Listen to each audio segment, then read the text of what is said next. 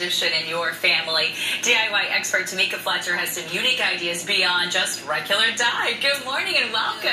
Good morning. You have some really fun ideas, and we're going to get probably more creative than you can imagine in just a moment. I do. This had to be, every year I make keepsake eggs, and this probably is the simplest idea I've ever done out of all of them, even markers. I think it's even simpler than that because I'm not an artist. But if you have some decorative napkins like these, then you can decoupage and add them to the eggs, and it is absolutely what a great beautiful idea. And they look so beautiful, and you can keep them year after year if you're careful with them, with the way you store them. I usually store them in a glass jar and something, and it looks great through the spring. But the first step for this is actually to clear out the egg. Now this is the messy part, everybody. Are you ready for this? It's a little bit messy. I don't have a special tool for this, and most of you probably won't. So I would say just poke a little hole, just barely. And you're doing it at the end of it. Yes. And I just kind of twist it once I get it inside. Okay. It's simple enough to take a skewer and literally poke wow, look at that. a hole through the bottom. Okay. Now this gets a little messy. I'm going to blow the yolk out through that little bitty hole. Look at that, and it's out.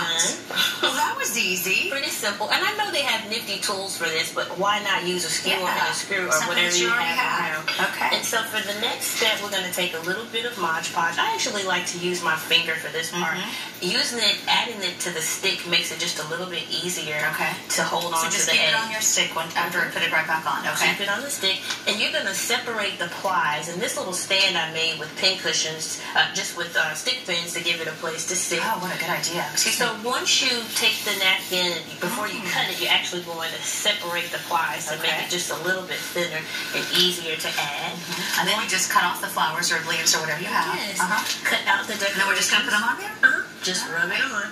I would actually take a little bit more of the Mod Podge and just kind of rub it over the top. It does dry clear, so it's really easy to just kind of add it on there.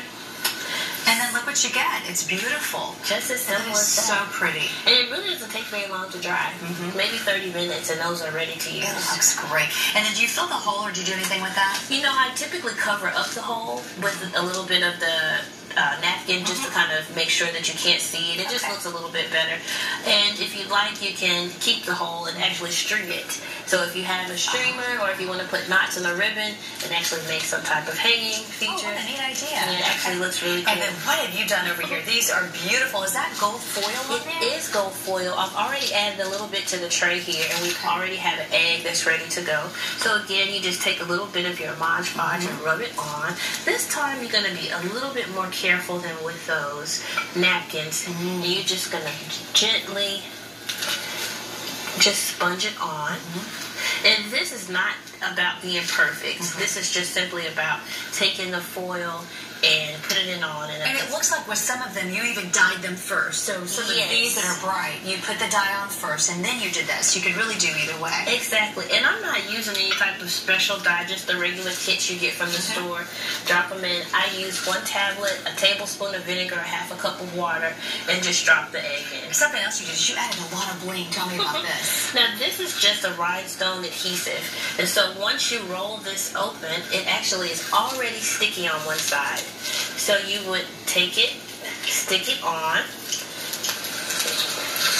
and as you can see, it has adhesive on the back, so this couldn't be any simpler. Look how good it looks. I love these ideas. I'm going to try them all. My goodness, Mike, what do you think? I bet your girls would love this. Thanks so much, Tamika. No problem. Thank you for having me.